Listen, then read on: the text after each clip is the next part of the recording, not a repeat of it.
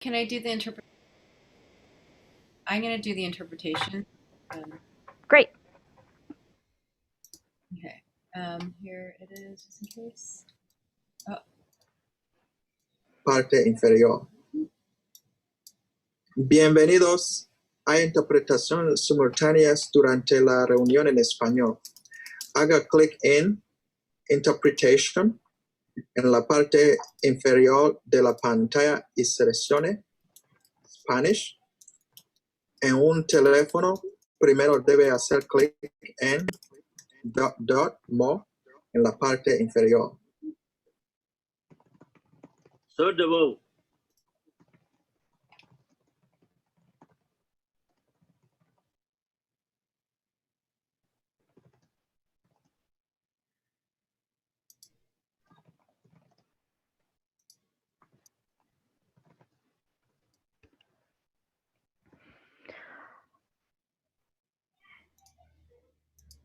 All right, we're just letting everyone into the room.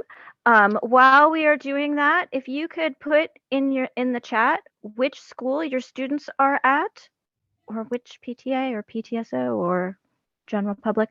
I did share that this meeting was happening with the Washington State Legislative Advocate Group, and said that people from outside of Seattle are also welcome, since we're going to talk about prototypical funding models. So if you see a school name that is not Seattle Public Schools, that might be why.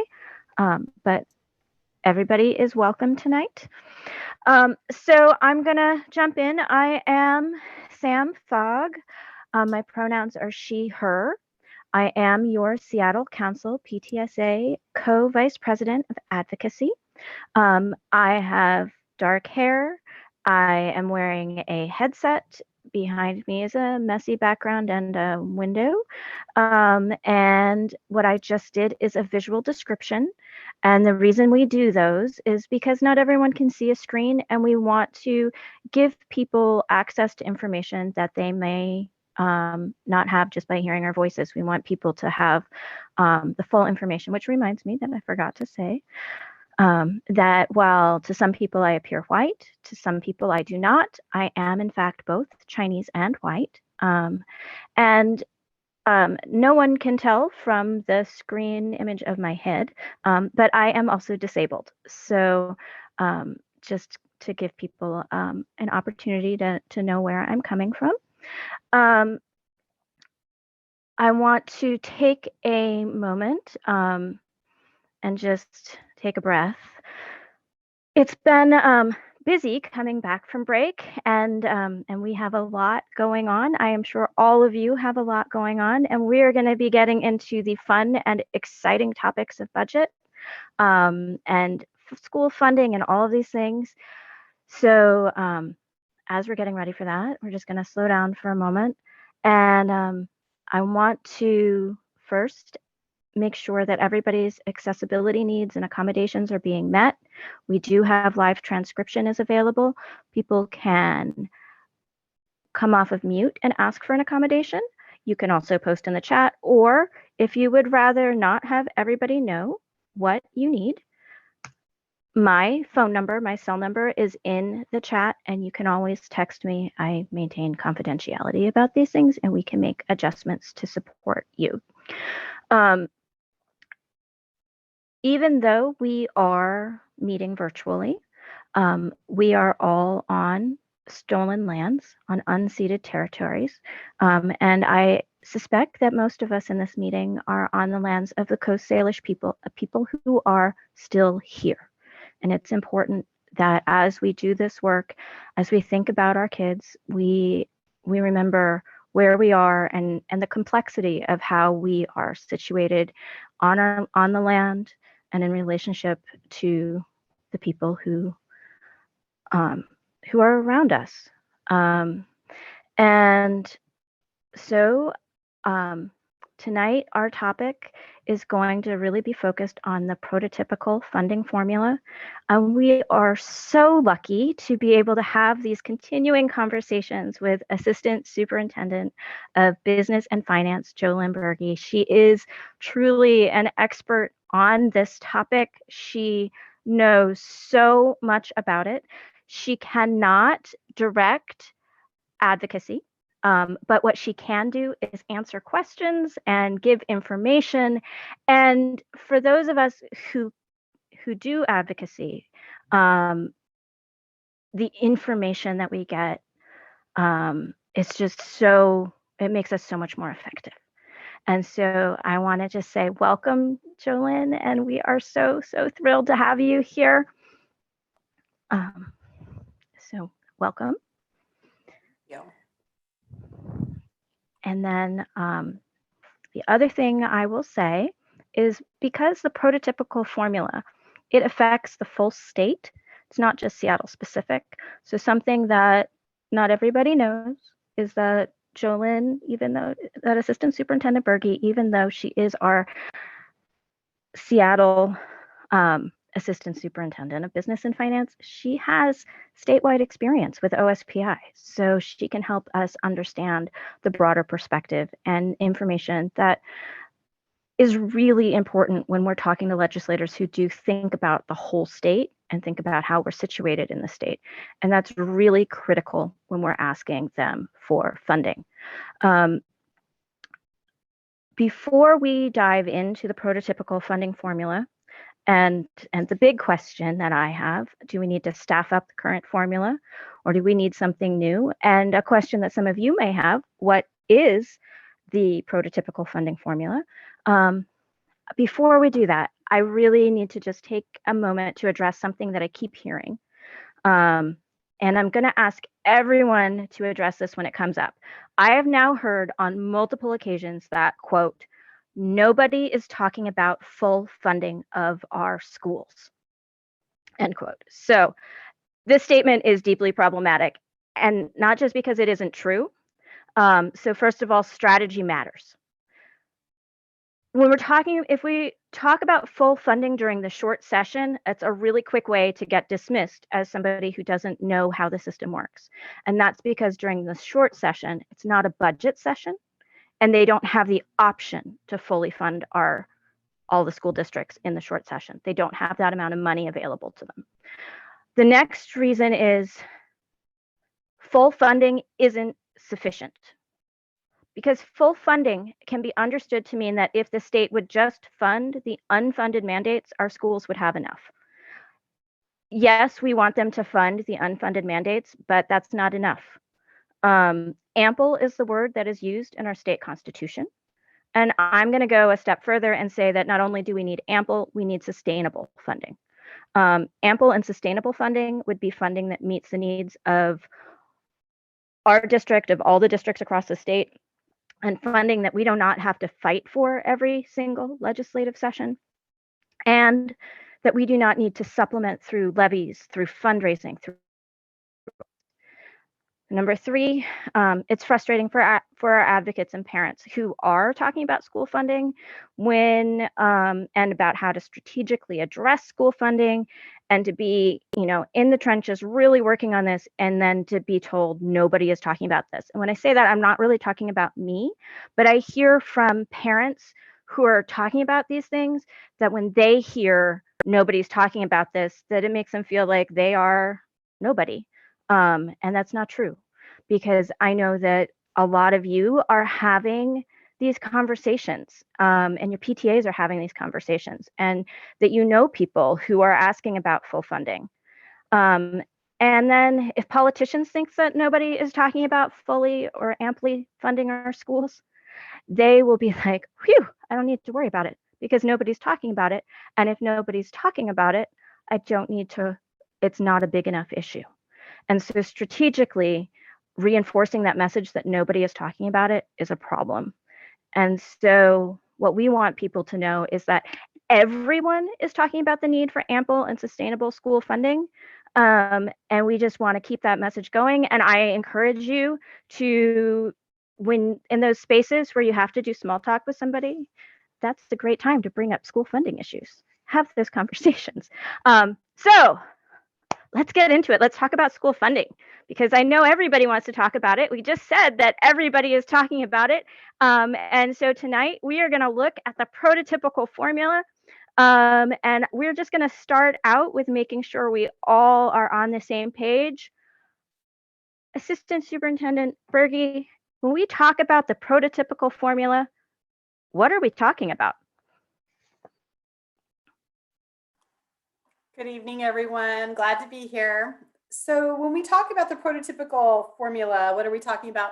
We're talking about something that says for a school that has this many students in elementary school, for a school that has this many students in middle school, and for a school that has this many students in high school, prototypical, that's where they get the prototypical part, staffing provided by the state is X. And it gives formulas all the way down for teachers, librarians, counselors, social workers, psychologists, nurses, principals, classified instructional aides, classified office personnel, parent involvement coordinators. So those are the categories that the state funds. And when we were developing this formula, I was at OSPI when we were doing this work. It had to be revenue neutral to pass the funding work group. So there was a basic ed funding work group. There had been work groups before then. This had been a heavy lift that the state had been trying to lift off for 10 years, probably prior to that.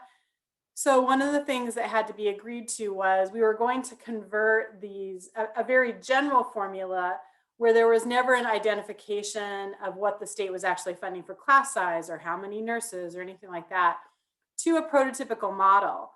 And it had to be revenue neutral. So what happened was they gathered the data from school districts and backed into those numbers. They used actual numbers that school districts had and then ratcheted it down so that it was revenue neutral and the state would not be paying out more money. And that's how the formula first began in about 2009, and we converted over to it. So that is what is the prototypical funding model is at the state level. Every school district has what's called an apportionment report on OSPI's website, and it details out all the detailed calculations that go into school funding. And so all of those calculations, all the salary calculations that the state funds are all included in those reports. Thank you. So in conversations with legislators, we hear a lot about how, as a state, we believe in local control. How does this belief in local control interact with the prototypical formula? Well, the prototypical formula model was supposed to be for allocation purposes only. So you may have heard that. That's how it really intersects with local control, is that they were going to set out a formula, but it was for allocation purposes only, and each district could decide, oh, I need more of X or less of X, or I think class sizes in these grades need to be this versus what the state's funding, so that districts could make choice about class size and other staffing for their schools. However, as we've moved over time and they've started to provide some enhancements to the prototypical model and raise those factors, they've started to put requirements on them. So 2 requirements: 1, K-3 class size reduction. To get the revenue for the additional revenue for lower class size, you have to meet the lower class sizes, period. If you don't, you get the funding in proportion to your class size. And then second, the bill that just passed 1664 that funded nurses and counselors put a requirement that says for all of these categories, not individually by category, but for all of these categories in total, if we give you 100 FTE, you have to hire 100 FTE to get all of the money. I'm seeing a question in the chat. Can you explain what you mean by revenue neutral? Does this mean that it couldn't expand the budget at the time it was created? That's correct. That's correct. So other than maintenance, what's called maintenance level lifts, meaning like COLA or for caseload equals enrollment to the state. So there's caseloads that are developed through the Caseload Forecast Council. So all of the enrollments are estimated at the state level. And then maintenance level means if we just keep doing and we don't add to the formula, we don't enhance the formula, this is what it's going to cost us next year, because every year it costs a little bit more because all of the costs kind of creep up. So that's what was meant by revenue neutral.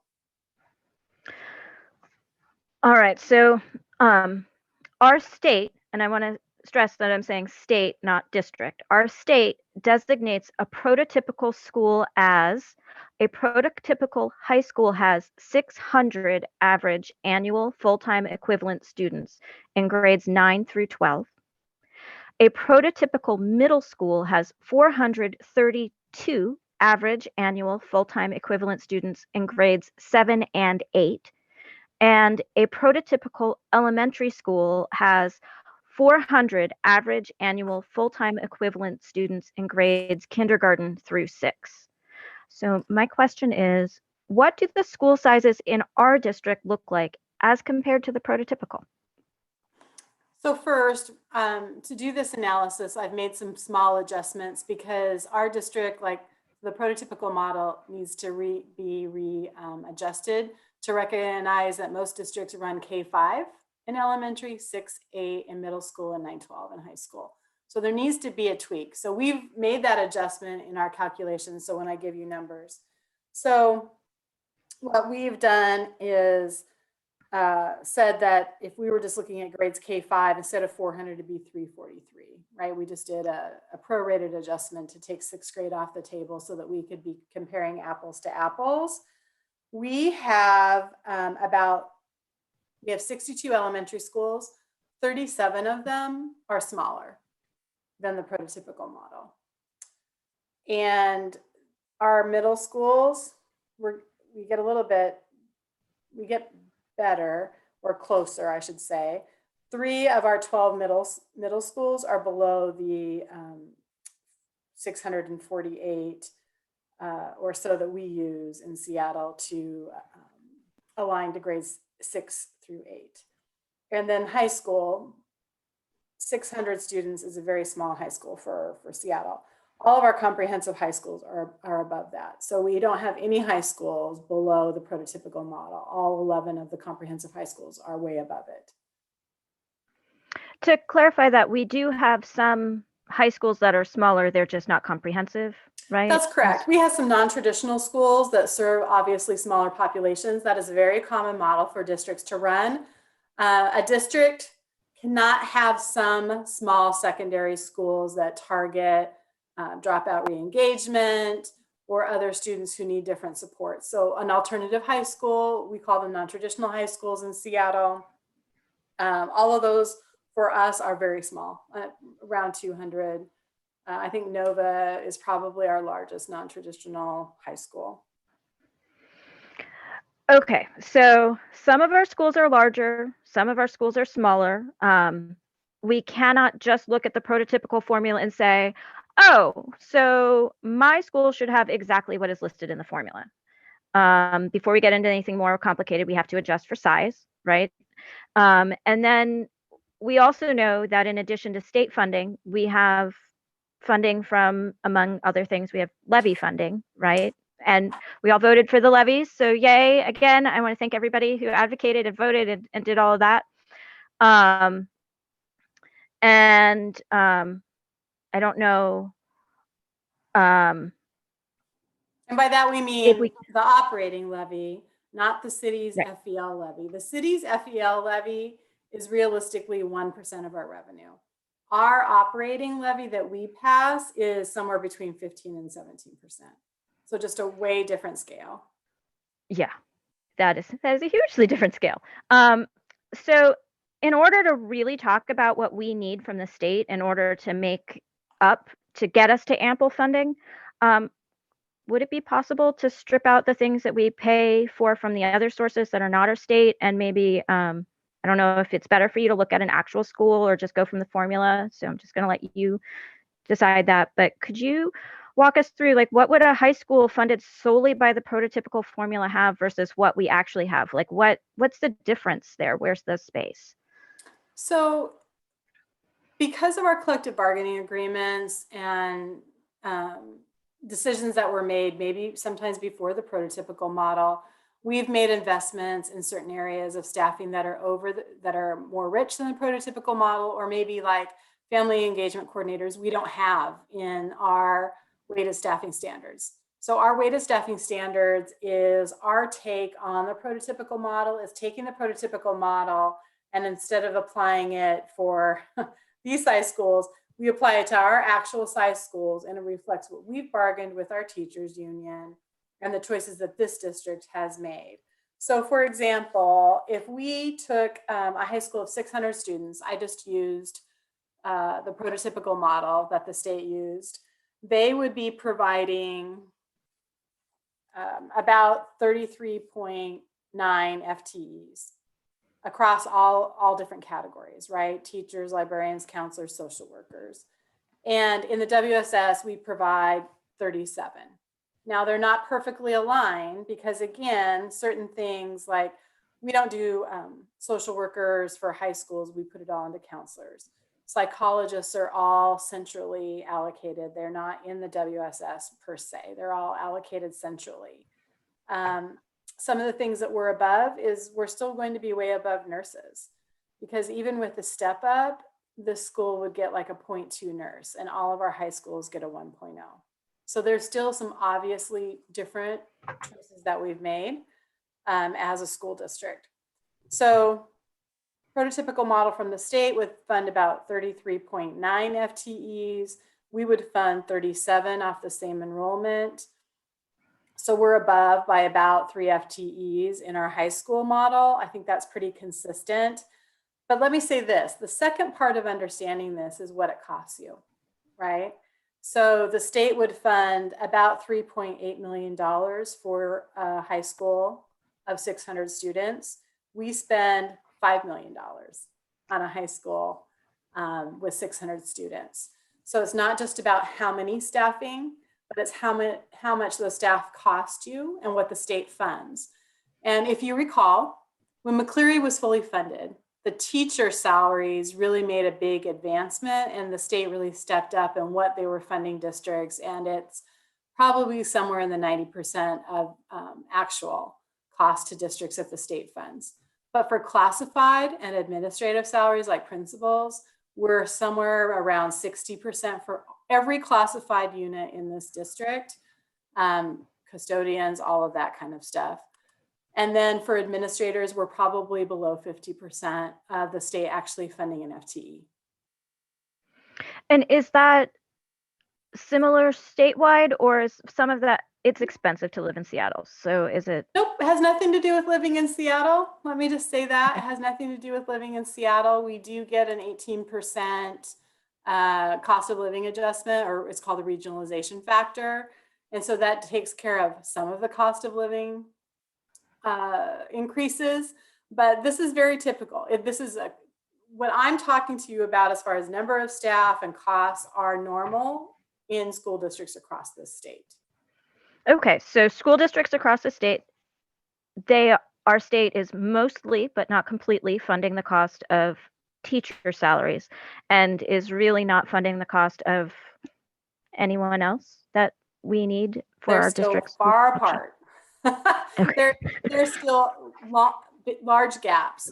There is, Sam, you'll recall, there was conversation this last legislative session about a new compensation work group that was going to rebase the salaries or look to see whether inflationary adjustments have kept up. And so that work group is in progress, right? To talk about what are those gaps that remain, or are they growing? Are we losing ground on teacher salaries since they've been fully funded? Is regionalization working as a policy? Does it need to be readjusted? All of those things are part of that group's work. And one thing just to add on to that came up during the legislative session and some of the conversations around nurses is the significant difference in pay a nurse gets if they work for a school district versus if they work in a hospital. And as we're looking towards having a culturally competent workforce, as we're looking towards having people who are representative of our students, creating a situation in which nurses who are in our schools get paid substantially less means that nurses really think of working in a school district as a privilege. And it makes it harder for them to work in our schools. When one of the nurse educators that we spoke to, who's actually on the board of Seattle Council PTSA, said that when she was training nurses, nurses really, really love working in schools, but they can't always do that because of the way that our state allocates funding for this. And so sometimes when we're thinking about our budgets and we're thinking about the way that they impact our students, we need to look a little further down to see some of these more hidden repercussions, and some of the challenges that come out of that. And so when we're thinking about, there was a discussion about a bill this session that was specifically about ways to increase the pipeline for nurses because of the nursing shortage.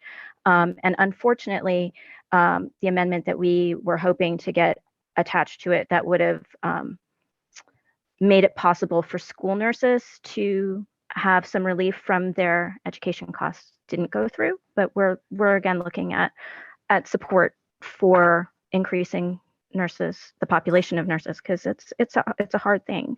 Yeah, but let me say this. Nurses is one example, but they're all throughout K-12. So our superintendent runs $1 billion budget, and he gets paid $330,000 under his new contract. Realistically, that's probably 1/3 of what he would get paid to run $1 billion organization somewhere else. And the level of education that a lot of our staff have, it's a choice, right? You make a choice when you go into that work, and it is a different kind of work.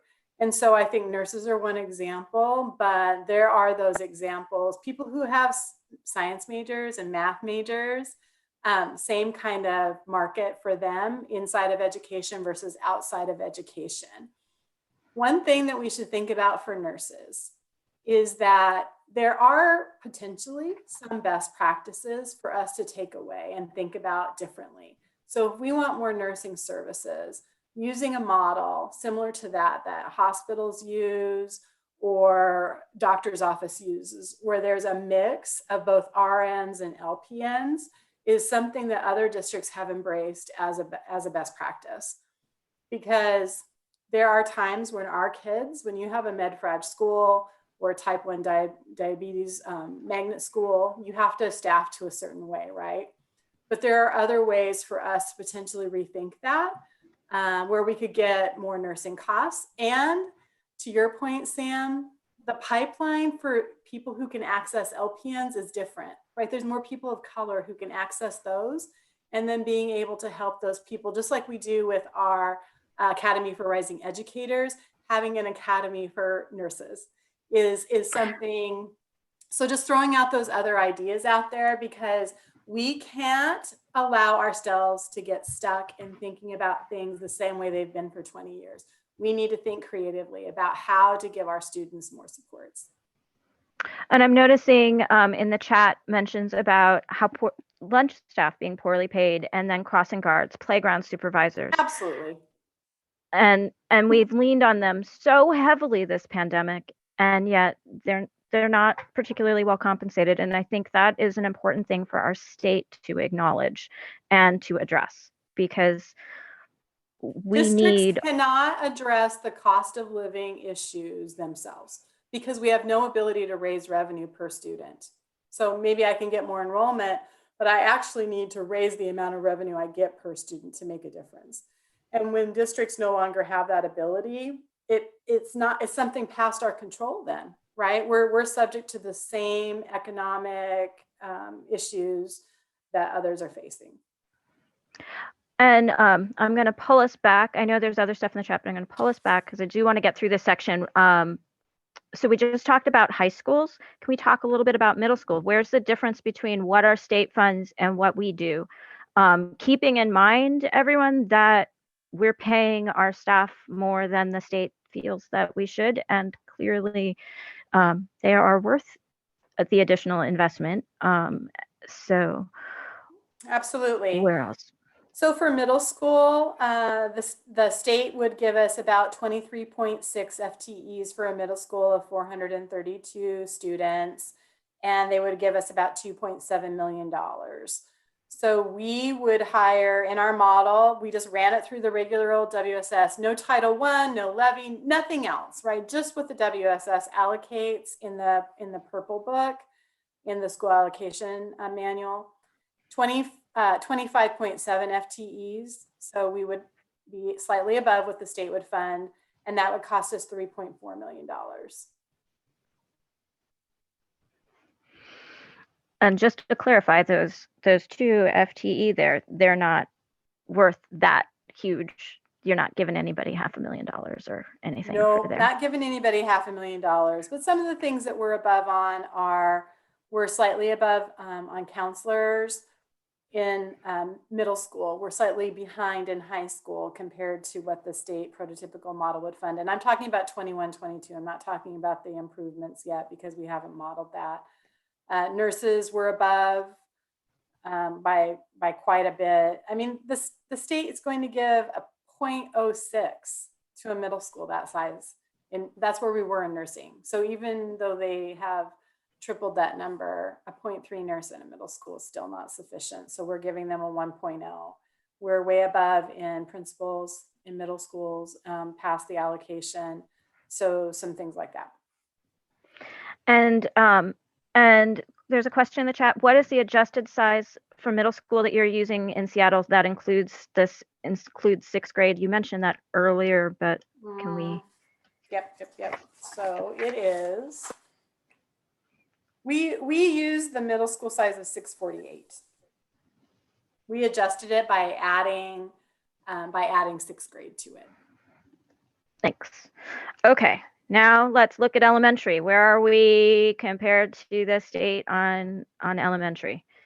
So elementary for a school, and again, this is just a straight school of 400, and we picked a mid-poverty because we have different class sizes for elementaries depending on your poverty level.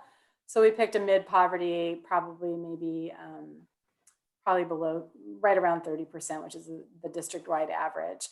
The state would fund about 28.5 FTEs, $3.2 million, and we would fund 26.9 FTEs for about $3.5 million. So there, the state is a little bit ahead, the prototypical model, but it's because we've made choices to offset that in the higher grades. Okay. And I'm just double checking the chat here. There's somebody's asking, can you talk more about how the prototypical staffing for nurses and counselors works? Do you have a certain number of students in a school to get funding for them? And are there any exceptions to using student numbers for these types of FTE?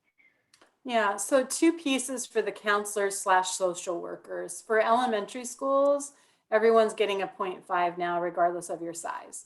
So I just want to say, is that the most equitable way we could have gone about it? No, obviously not, because that means if you have a school of 250 students, you get a 0.5. If you have a school of 500 students, you get a 0.5, right? So some things like that. High schools and middle schools, we have bargained, and I believe it's 350, 375 maybe years in the CBA. So one counselor to every 350 or so students is what we're funding right now. Nurses is a little bit different. We have a ratio in the contract of 1 to 1,000. That was the goal. And we're above that right now. We'll be above that next year. But does that mean it's the right number of nursing staff in every school? I don't think so. I think that we're still short of nursing staff that really need to be deployed.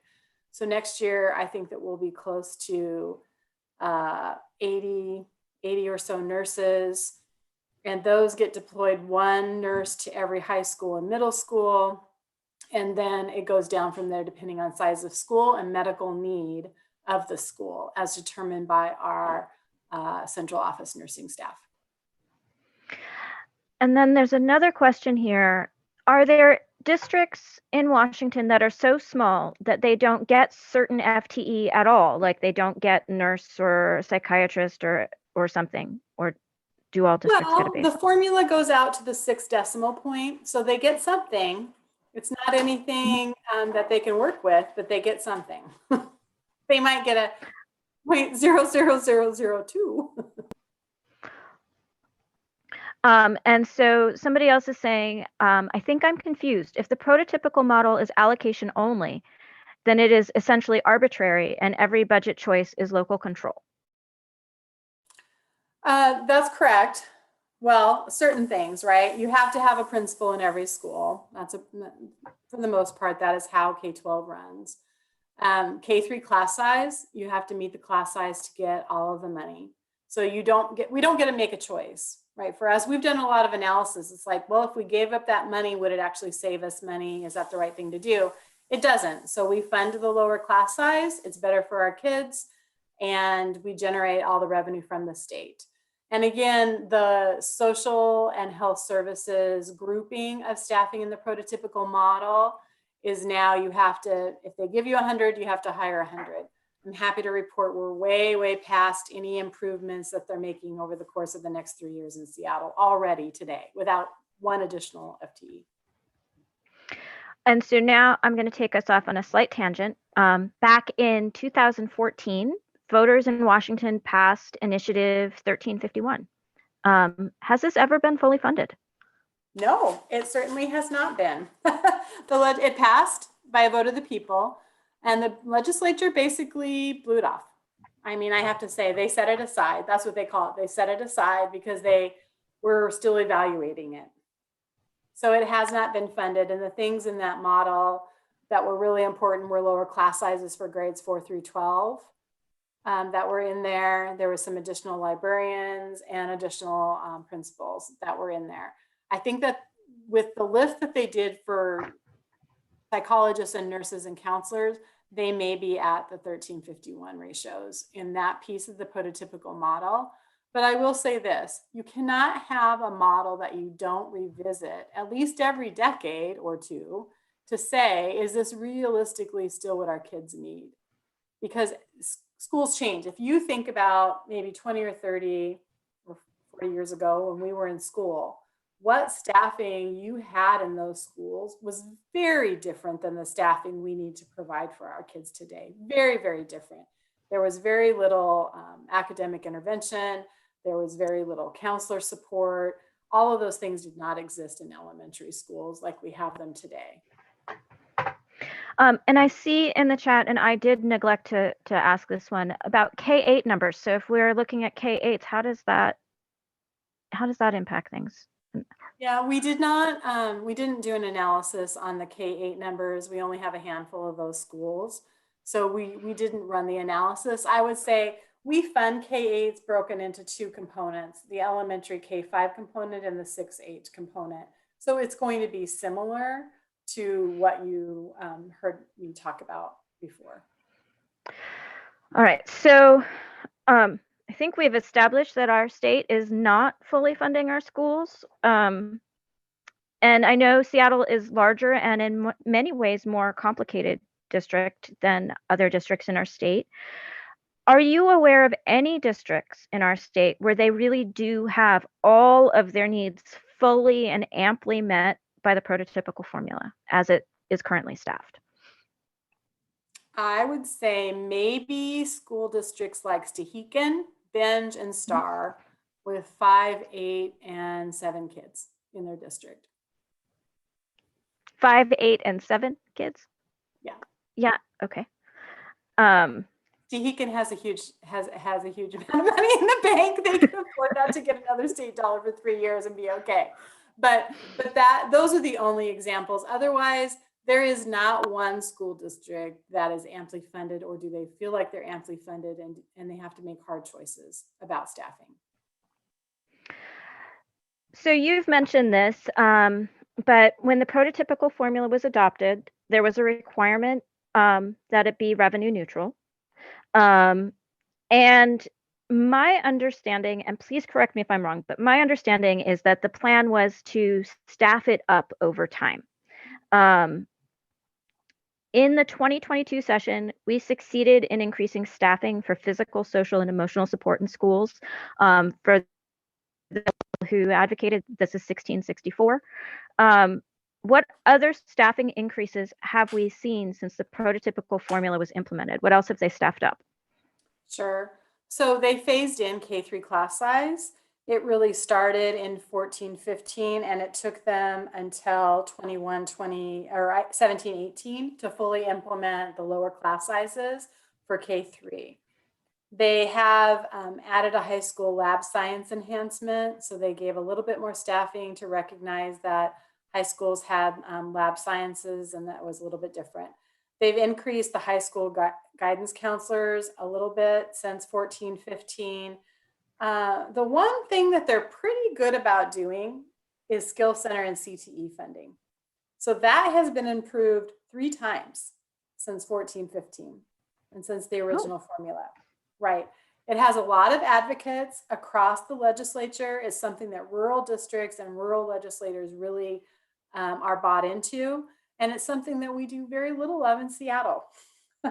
So we have a very small career technical education skill center program in Seattle compared to other districts.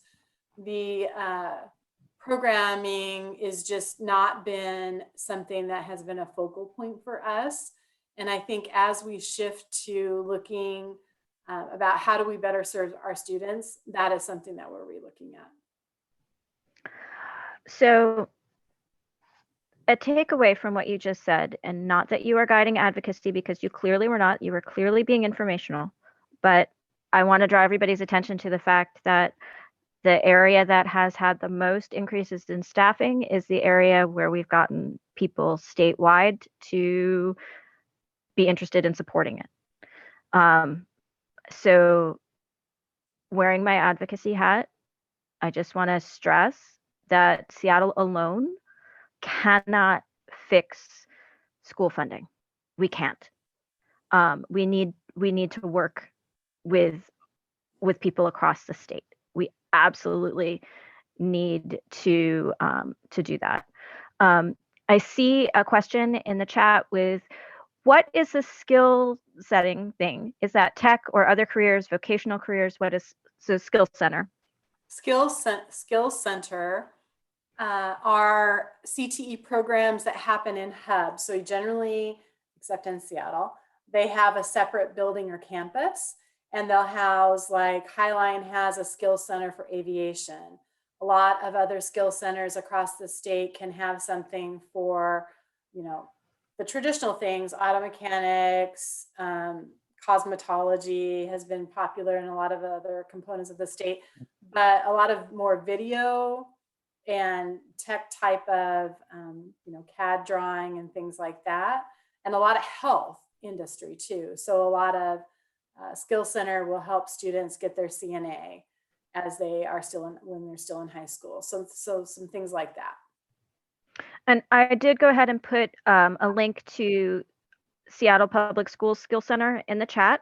And there's a Maritime Highline in Highline, right? So That's right. They have Aviation High, Maritime High. A lot of these programs are for construction trades and crafts. So things like that, where if you're a student who does not want to go on to a 4-year college, but wants to make a living wage, skill centers often offer a set of courses and certificates that you come out with that enable you to do those when you leave high school. So the prototypical. I say one other thing. Yeah. Skill Center buildings get funded. Skill Center buildings get funded by the legislature all across this state. Beautiful Skill Center buildings. So I see a question in the chat. Why doesn't Seattle have more skill centers? Well, typically districts have one in a central location.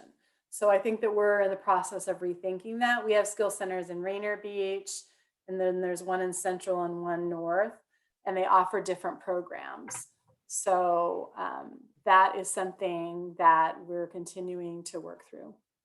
And STEM. Just for the parents, I assume everybody on here is parent. Our skill centers do offer classes over the summers too, right? So Absolutely do. There's some really cool things. So I highly recommend that you check them out because so definitely the links in the chat. The prototypical formula is a staffing formula. And so does that mean that districts have to use a staffing-based formula to determine how funds are distributed to buildings as opposed to, say, a student-based formula? So districts can use either, but underneath every student-based formula are still staffing assumptions to build those out. So even if you decide we're going to fund $25,000 per student, what makes that number up? You have to have some underlying calculations that have staffing assumptions built in. Then it's about how you're presenting those staffing assumptions. So when the legislature a few years ago was talking about moving to a per student model, they were modeling off of Massachusetts. And so the work that we had done to find out, well, Massachusetts funds X, it was just the way that they were talking about it. Massachusetts still has a prototypical model in their funding formula, but they talk about it in a way that says, well, we fund, $20,000 per student every year. Oh, okay, what's that for? Oh, well, and that's where Seattle was when we had the weighted, not the WSS, but the WSF, the weighted student formula. We were giving dollars to schools. But what was happening was, as schools made those different choices, they were like, well, we don't get money for a full librarian, or we don't get money for X. And it was like, well, yes, you do get money. Then it's about choice that you're building. So one of the things that, to improve transparency, is we built the WSS that says, here's what we're funding. And remember that unless it's locked down in the CBA, schools can waive off those requirements or waive off those assumptions in the WSS and buy different things. And they do. They ask for waivers and get different kinds of staffing that they want.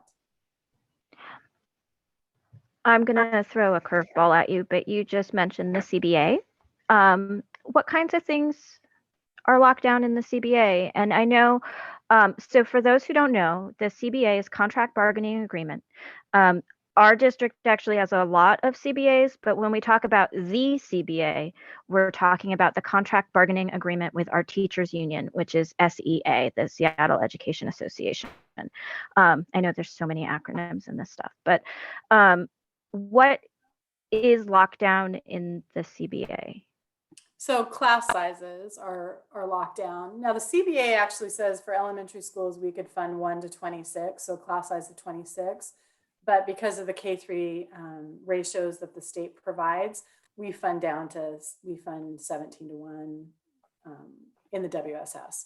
So class sizes are in the CBA, the nurse ratio, how many nurses per how many students, the counselor ratio is in the CBA. And then there's a whole section for both EL students and for special education students. I'm gonna take us sideways slightly. You mentioned special education students and how that's in the CBA. How does that interact with our state's and our district's desire for more inclusionary practices? Does that need to be adjusted potentially? Well, I think that what we're hearing is right now, Seattle is out of alignment with best practices that are coming out of SPI and other districts. So we have these individual named programs in special ed, access, resource, SEL, social emotional learning. We have medical fragile, some things like that. So most of our students should be being served as a special ed student without a program being named on them. They should just be having special ed services outlined in their IEP, and they should be being served in the least restrictive environment. So one of the things that we have a responsibility for in our district is to get kids ready, right, to graduate and live life to the fullest after they leave school. And so those are the transition plans that are built into IDEA and some things like that. So we need to serve, we're not serving students in the least restrictive environment under the current structure at all times. And so I think that that's what Dr. Petroza, our associate superintendent, has been talking about, is that we need more inclusionary practices where we're recognizing that every student is a gen ed student, basic education student first, and that we're serving them to the greatest degree possible in the gen ed classroom. and that they're receiving those additional services as outlined in their IEP. But it doesn't mean that they need to have some other name program. And just, this is off topic, so I'm just going to casually mention this just because I think it's a good thing to mention. It is not only best practices for students who qualify for IEP 504 special education, but inclusionary practices, universal design for learning is actually shown benefits to general education students and students who do not have those who do not have those same needs. And so I am hoping that we'll hear lots and lots more about this in the future because it benefits every single student, from our students who are HCC to our students who are Gen Ed to our students who qualify for accommodations and services and supports. Every single student benefits from inclusion. But now I'm going to pull us back onto the budget. We've seen that our school district does not have the funding that we need. And a lot of folks blame the prototypical formula for this. However, despite a stated intention to do so, our legislature's never fully funded or fully staffed up. So they, again, this is the ample versus fully and all that. They've never really completely staffed up our prototypical formula. So in your opinion, would our district and districts across the state is staffing up the prototypical formula what we need to do? Is adjusting the prototypical formula what we need to do?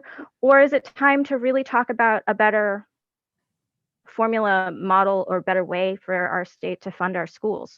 Because this doesn't feel like we're meeting our state constitutional obligation.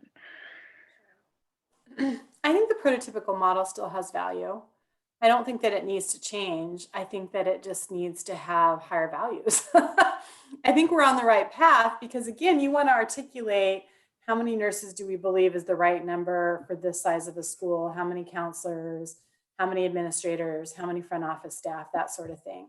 So I don't believe there's anything wrong, and I'm familiar with lots of other funding models across the nation. I think the prototypical model is just fine. It's just that they need to move the values in it once in a while, and they need to revisit those values, right? So again, just like we were talking about in special education, keeping things the same way for 10 or 20 years and not making any adjustments or not going back through and saying, hey, we're going to need to make some adjustments to continue to evolve how we serve our students. Same thing, prototypical model needs to continue to evolve to say how and what kinds of supports and staffing levels are appropriate for our kids.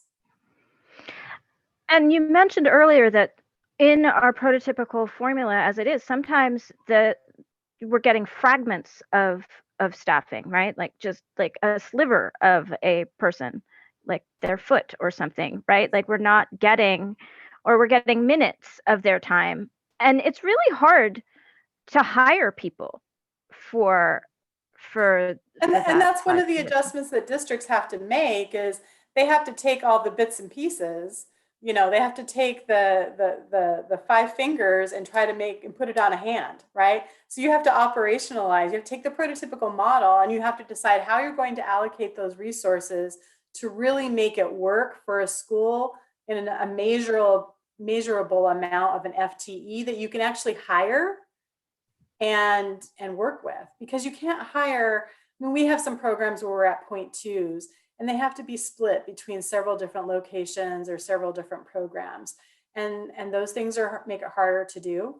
So you really want to try to fund things in either a 0.5 or a 1.0, because students don't come in neat packages of 20 and teachers, you know, their allocation models don't match up. So we have to somehow round up and down to get us there and make this work. That's why we have these overs and shorts throughout our allocation model, because we have to make those choices to operationalize those weird numbers.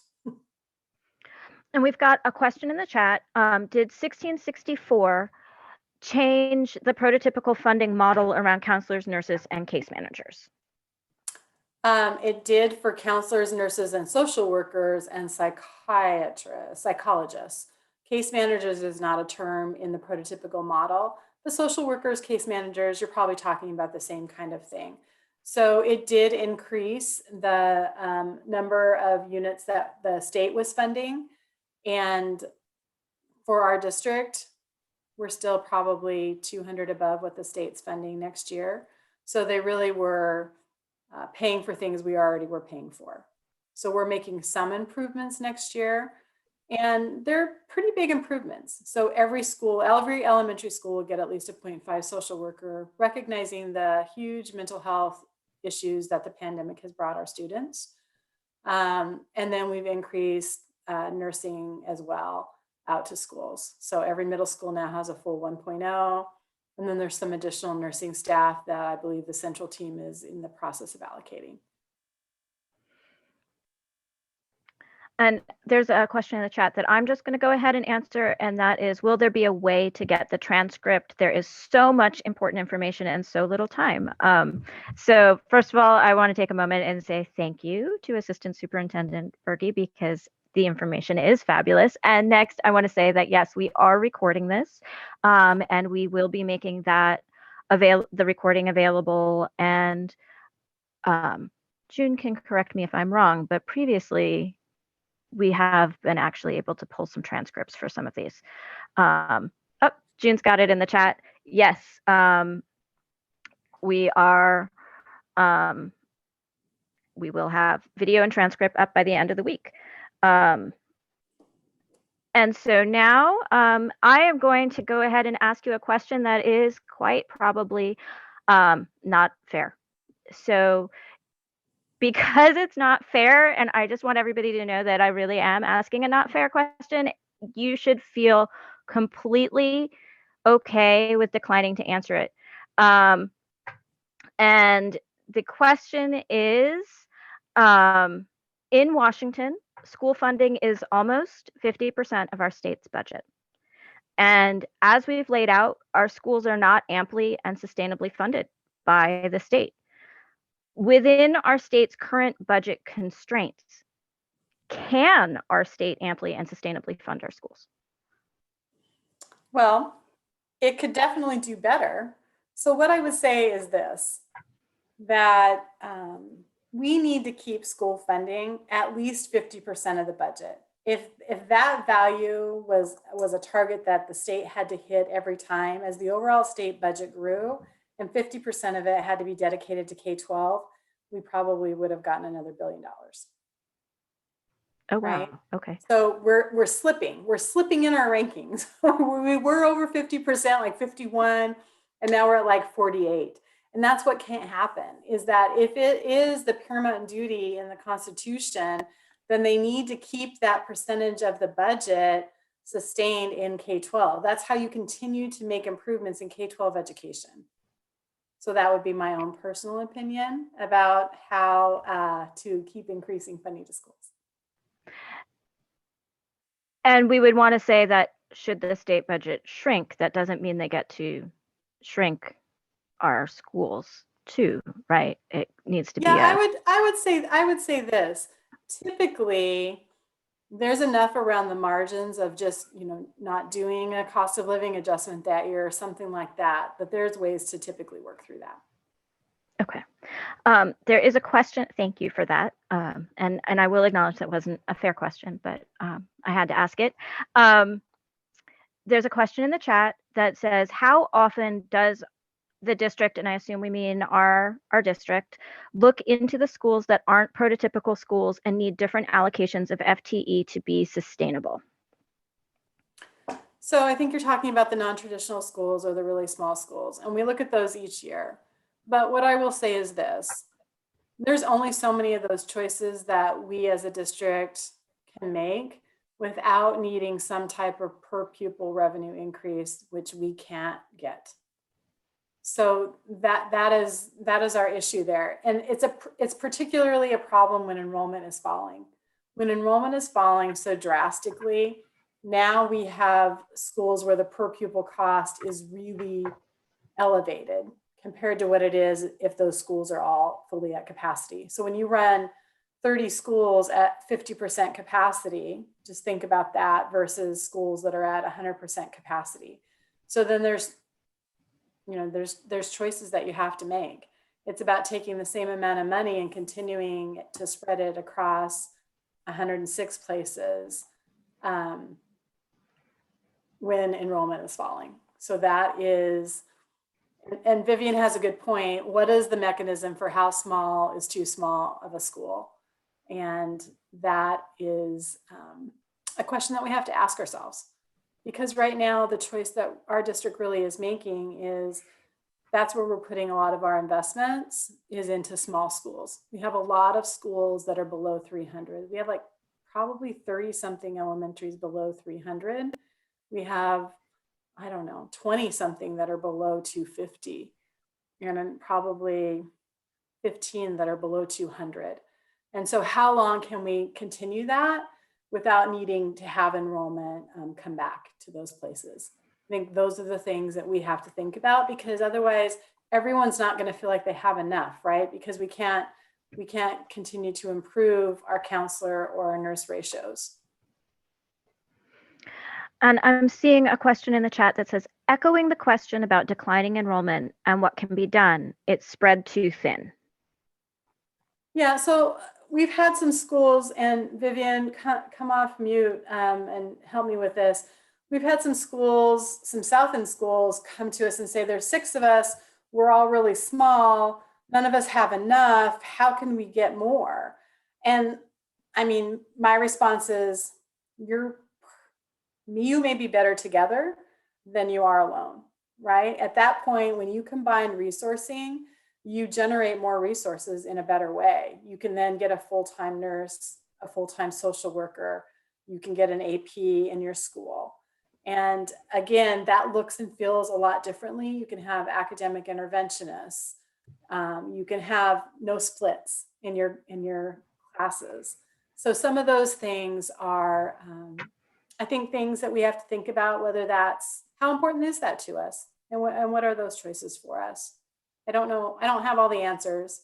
I have a lot of questions. And this is something, for those who don't know, our advocacy chairs meet with SPS board director Rankin every month to talk about, to ask questions and bring information back to our PTAs. And one of the things that we really talked about is, for some of these issues, as we're defining our priorities as communities and as a Seattle public school family, sometimes what we really have to model for our kids, which is not easy, I will say, but we ask it of our kids. We ask them to have hard conversations.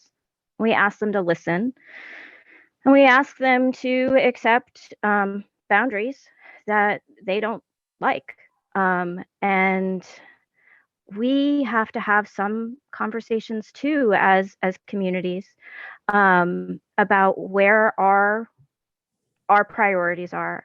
But in order to do that, we have to really make sure we're getting to know each other building to building and across district, because things look different in different places, and we have to make sure that we're not just imposing our own personal what is best for my school on a school where that might not be best for them, and how we're thinking about things as a Seattle Public Schools family, as a whole district.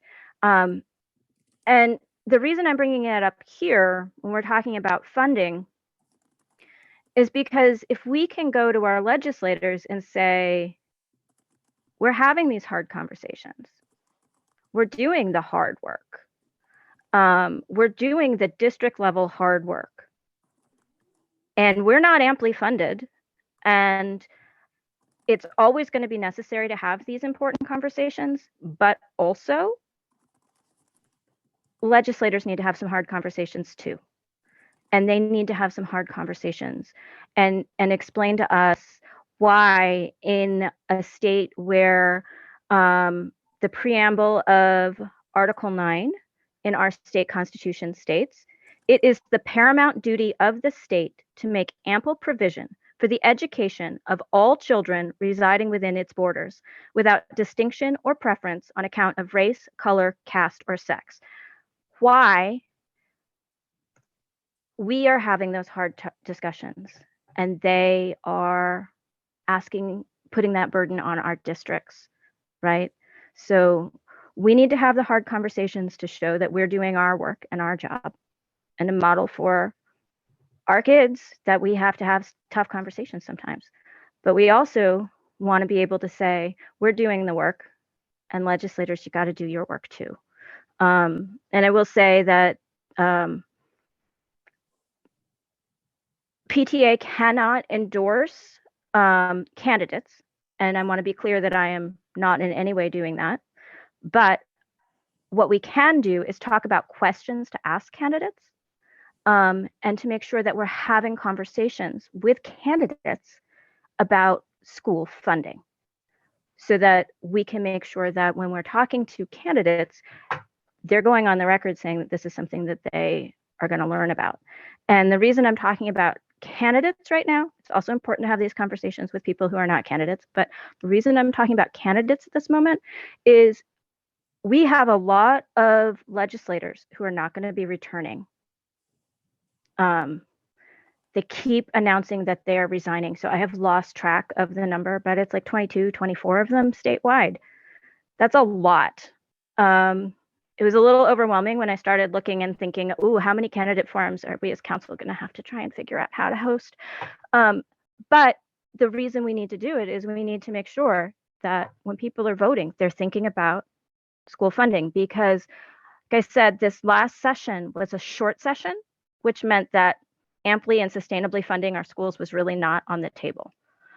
Next session is a long session, and we want a lot of the conversation and at least 50% of the money to be about amply and sustainably funding our schools, and to acknowledge that we have a formula that is a fine formula, but needs more staffing support. So it needs more investment. So we need to say, can we staff it up? Can we meet the obligations? We need to say things like, 2014 was a really long time ago. Where's the funding for 1351? What happened to that? Did you think we'd forget that we passed this? But we voted, and I know it might be hard, but we need to do this. We also need to acknowledge and say thank you to legislators who did invest in 1664. Because if you never say thank you, they are going to hide from you like nobody's business. But you got to, so we need to acknowledge when they've done something. And I will say that the dollar amount for 1664, that it was something that it was tough for legislators to really, like, they had to wrestle with that. They had to think about that. They really didn't want to do both that and enrollment stabilization. But the folks on this call and folks in your communities, you explain to them why they needed to do enrollment stabilization, and you explain to them why they needed to staff up the prototypical formula and why mental health of our kids was so critically important. So I have every confidence that we can explain to them why meeting our state's constitutional obligation, and you can read it, I put the link in the chat, to make ample provision for the education of all children residing within its borders within Washington state. They have that state constitutional obligation to our kids. They actually need to meet it. So that's the discussion that we need to be having with everybody we see, and with all of our legislators. And I'm also hoping that all of you come back next month when we will have our next conversation, because the thing about talking to legislators is the more you know, the more you can pin them down, right? Because if you don't know enough, so that when they say, oh yeah, but we did this thing for nurses, and then you're like, oh, I didn't know they did the thing, so now I'm not really sure what to say. Now you know to say, thank you. We so appreciate that. That made this tremendous impact on our kids. This was really great. And also, it turns out it wasn't enough. So we need more, because that's not amply funding. We're not even at full funding if we haven't funded the initiative, if we haven't funded voter passed initiatives, right? We're not there. So we need more. They have obligations to fulfill, and yeah, it's hard, but we've got to do it. And so this is why these things are so important. I am taking a quick look over here to see there's a question that says in the chat, wondering how or whether small school size promotes better student outcomes. And I know you answered in the chat, but would you mind answering? Yeah, absolutely. So there's no evidence that a smaller school has better outcomes. Not in our district, not necessarily in our state. What our data does show, and we had, if you know Marguerite Rosa, she is the premier education finance guru nationally, and we do a lot of work with her. Have gotten to know her very well over the last few years. So our data shows that our outcomes get better. And in fact, the bang for the buck, the per pupil expenditure, we have the best outcomes in our largest comprehensive high schools. So it's like our kids kind of gain momentum as they matriculate through our schools. We start off, not performing super well per pupil. She looks at per pupil expenditures, what you're spending for what you're getting. And we're kind of slow out of the gate in elementary schools, and then we kind of gain ground. And by the time we get to our high schools, we're doing well, and we're in that upper left quadrant that says you have reasonable expenditures per pupil, and you're getting good outcomes for those expenditures. So your stuff's working is basically the takeaway. And we have another question in the chat to, if you wouldn't actually mind typing the name in the chat, who was the national guru? Oh, Vivian took care of it. There we go. Oh, I spelled her name wrong. Shoot. Sorry about that, Marguerite. And then she was at UW, and now she's at Georgetown. And then we have another one. Oh, we have a note here that Marguerite would think that was funny. And then if this is the case, why do we appear to be so committed to small elementary schools?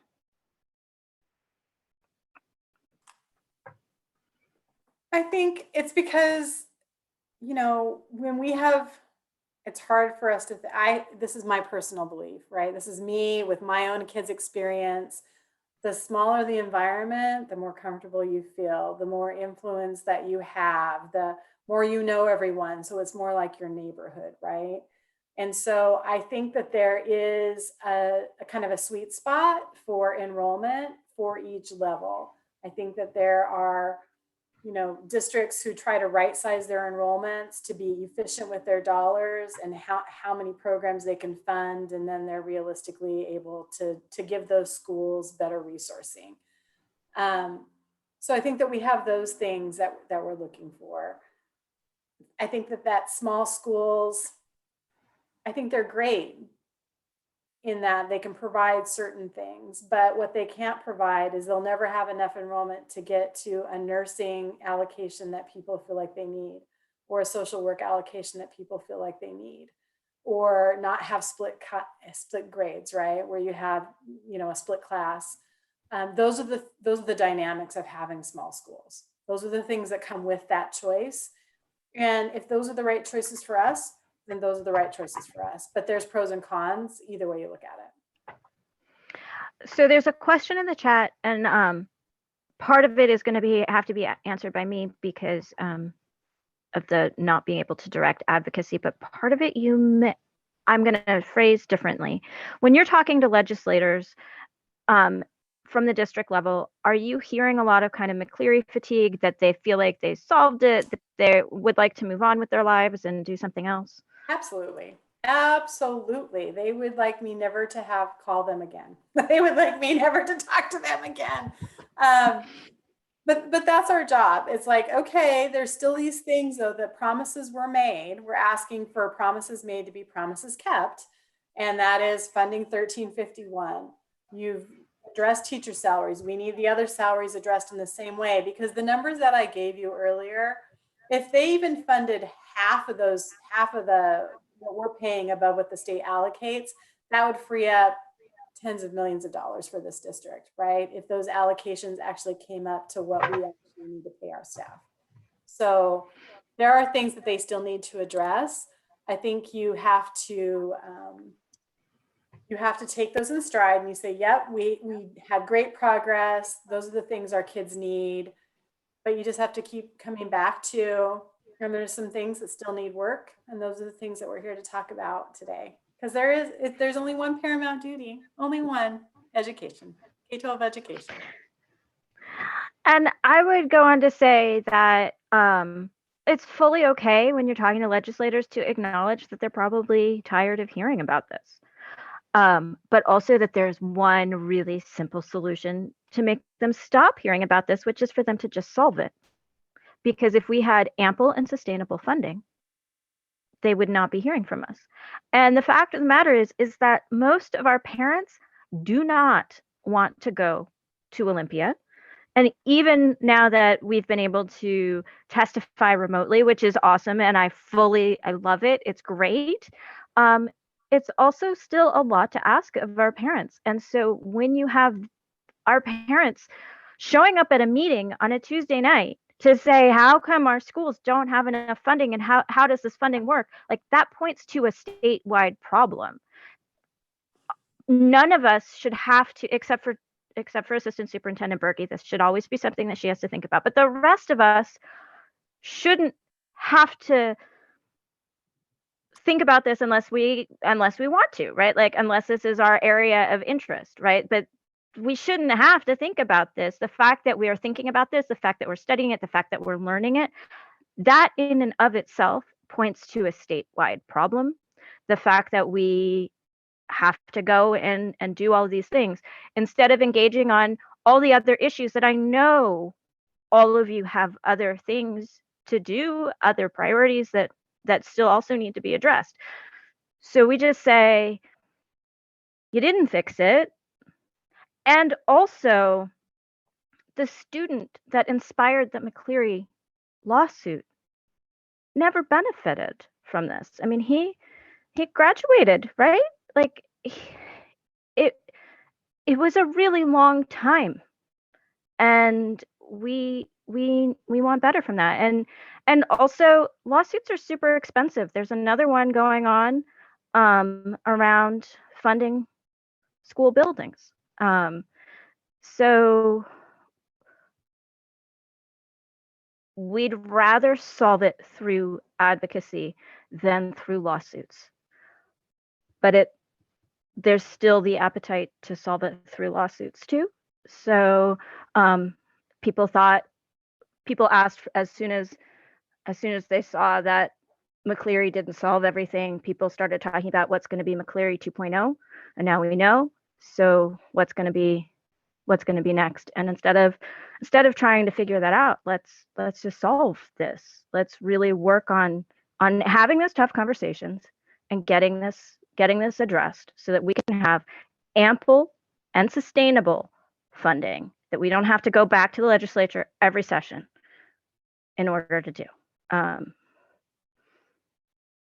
And I am looking at the time, and it is 8:22, and I know that Assistant Superintendent Berge had to work all day today, and I really appreciate that you are willing to come and talk to us about all this stuff and share your knowledge with us, because it makes us such better advocates, and it really, for me also, it's so helpful when I'm like, well, why is my school doing that? Or why is this happening in my district? And then to say, oh, context matters. This is why. This is the explanation. It's just hugely helpful. So I really appreciate that you came and that you took the time. And to all of the people who came and anybody who's watching the recording of this, I really also appreciate your time and really honor your time and your effort for this. And Katie, would you be willing to pop off of chat for a moment and tell us when you are having your meeting, your legislative meeting, because you have one coming up very soon? Yes, thank you, Sam. We have a District 37 meeting with our legislators coming up on Thursday, May 5th from 6:15 to 8. We got them for an hour and a half. We'll do 15 minutes of getting into language channels and then an hour and a half because an hour was not long enough last time. So yes, so if you are in District 37, please come join us. And if you're not in the 37th, I encourage you to listen in on this, not only because what happens in the 37th is important, but also because they have Representative Sharon Tomiko Santos, and Rep Santos is chair of the House Education Committee. So getting a better understanding of her, of what she's hoping for next legislative session and how she's approaching things is something that's really good information for all of us to have. We do want to make sure that this meeting, though, centers the folks who actually live in the 37th. So I encourage others to attend and listen, but to honor the fact that this is a 37th district event. So, and if anybody else wants to hear more about Rep Santos's thinking, she did a lot of talking in the EOGOAC meeting today, and I think that was recorded. So that ran from 9:30 to 4 today. So that was the other thing that I made my kids listen to. So there's lots of talk there about best practices. So so you can get to know her there as well. So, and Katie, would you have the opportunity to drop a link in the chat? Do you have it handy? If not, I will email it out to advocacy chairs. So yes, give me a minute. I'll grab it. Thank you. So thank you, JoLynn. I really appreciate you. We're going to go ahead and let you go. I think we're going to stick around for just a moment to make sure that people get links, but I think we're done. Thanks and so much for we will having see me, you. guys. I appreciate Thank you. taking the time and being interested in supporting our schools. So thank you, and we'll see you guys next month. Yeah, we'll see you in a month. Thank you.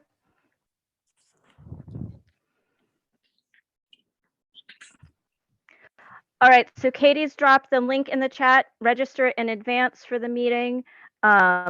And again, I do want to stress that this is for the 37th. So we want to make sure that if we do not live in the 37th, we are leaving space. But that I do find it really, really beneficial to listen in on these, especially when Rep Santos is involved. So just like when Senator Wellman does something, it's good to listen in because Senator Wellman she runs the Education Committee on the Senate side.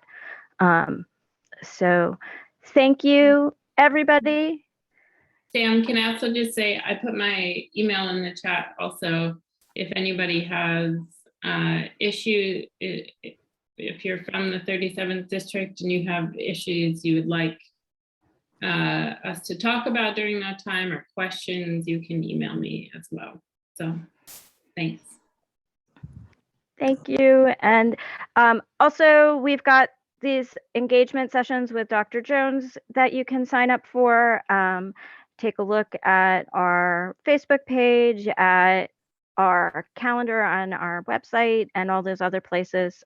There's lots of opportunities for advocacy and engagement. So I want to say thank you to everybody, and I'm sure I will see you at a meeting soon, and I hope you join us again next month for our next conversation with Assistant Superintendent of Business and Finance, JoLynn Berge.